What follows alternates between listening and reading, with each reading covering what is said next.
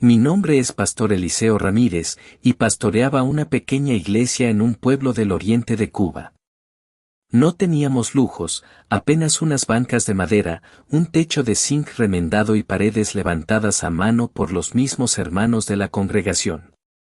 Pero ese lugar era sagrado porque ahí se adoraba al Dios vivo. Un día, recibí la notificación de que el gobernador del distrito había ordenado la demolición de nuestra iglesia.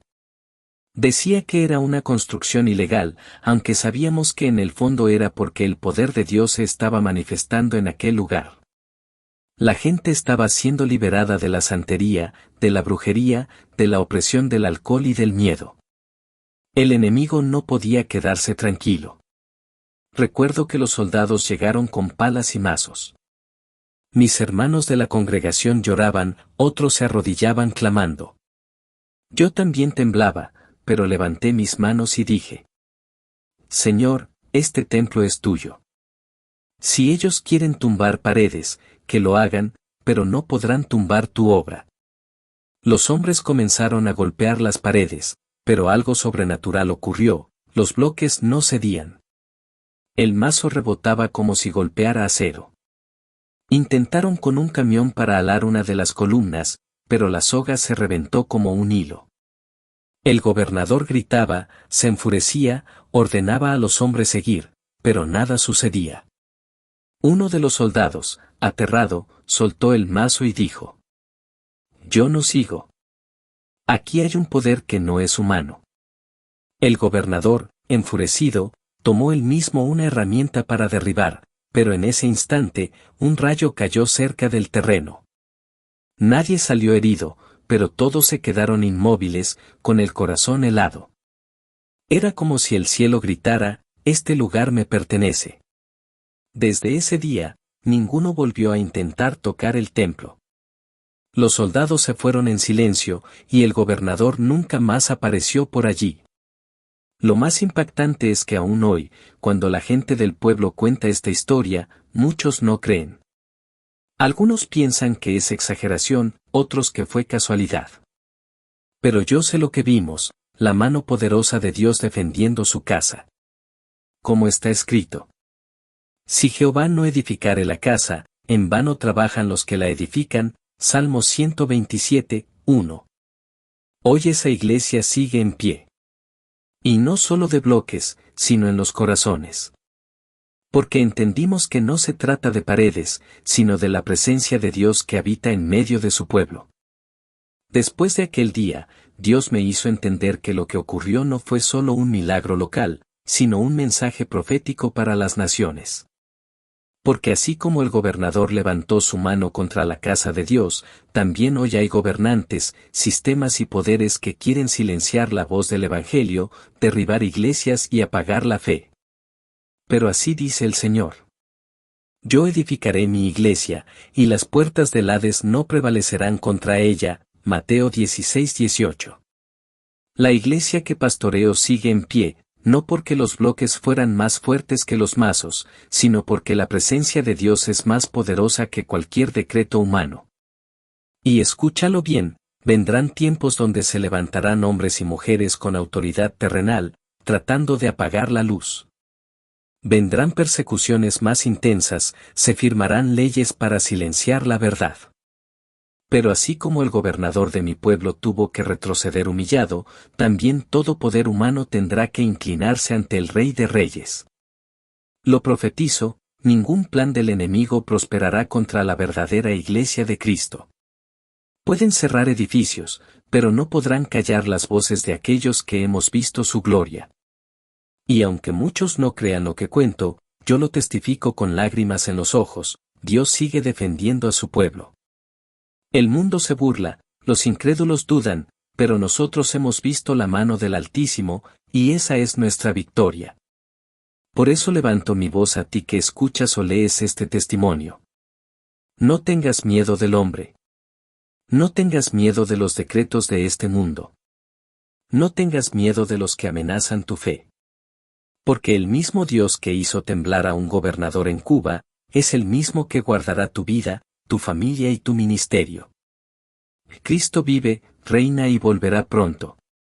Si este testimonio tocó tu corazón, te invito a que lo compartas, a que dejes tu comentario y te suscribas.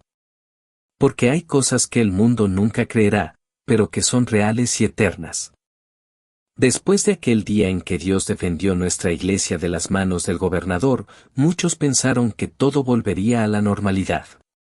Pero lo que no sabían era que ese milagro no fue el final de la historia, sino el inicio de un mover de Dios aún más grande. El impacto en el pueblo. La noticia corrió como pólvora. Algunos la contaban con burla, diciendo: esos son cuentos de fanáticos. Otros la repetían con temor. Yo no sé qué pasó, pero allí hay algo que no es de este mundo. Lo cierto es que, a partir de ese día, cada culto estaba lleno. Hombres y mujeres que nunca habían querido pisar la iglesia venían a ver el templo que nadie pudo tumbar. Y cuando entraban, no solo veían paredes, sino que sentían una presencia tan fuerte que terminaban llorando a los pies del altar. Un santero del pueblo, que era conocido por hacer trabajos de brujería, vino una noche, se sentó al fondo y dijo: yo vine a comprobar si lo que dicen es verdad. Pero mientras el coro entonaba un himno sencillo, aquel hombre cayó de rodillas, comenzó a llorar y confesó: el poder que ustedes tienen es mayor que el mío. Quiero ese Dios en mi vida. Esa misma noche, él quemó todos sus ídolos y se convirtió en un predicador de Cristo. El gobernador en tinieblas.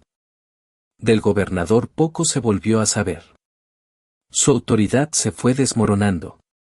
El pueblo ya no lo respetaba igual. Muchos decían que estaba enfermo, otros que no podía dormir porque soñaba con relámpagos cayendo sobre su casa. Nadie lo confirmó, pero yo sé que cuando alguien se levanta contra Dios, no queda en paz jamás. Unos meses después, renunció a su cargo y desapareció de la región. Algunos decían que se fue a La Habana, otros que huyó por miedo. Pero para nosotros era claro, nadie puede luchar contra el Altísimo y vencer. La iglesia avivada. Con la ausencia de persecución directa, pensábamos que tendríamos un tiempo de calma. Pero el Espíritu Santo comenzó a moverse de tal manera que no podíamos contenerlo. En las vigilias había sanidades, en los ayunos había liberaciones, y en cada culto se escuchaba el eco de la gente diciendo: Dios está aquí. Un día, una mujer llegó con su hijo que no hablaba desde que nació. Tenía 7 años.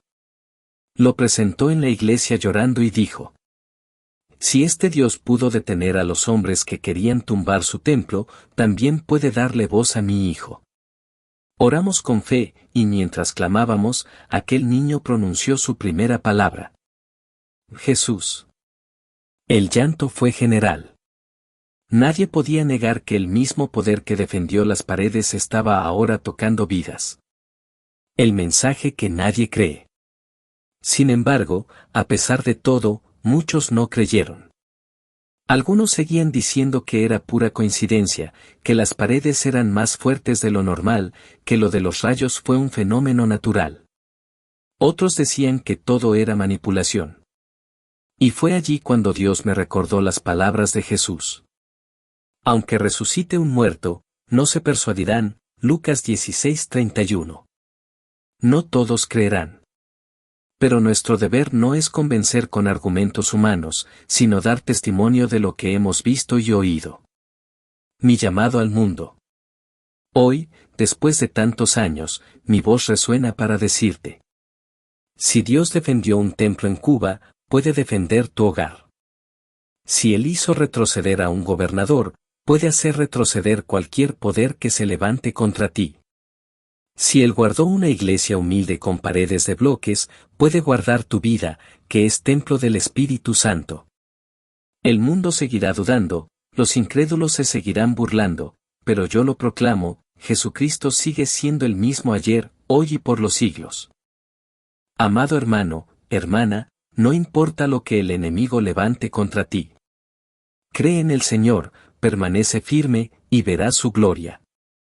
Suscríbete, comparte este testimonio y acompáñanos, porque vienen más historias que mostrarán que lo imposible para los hombres es posible para Dios.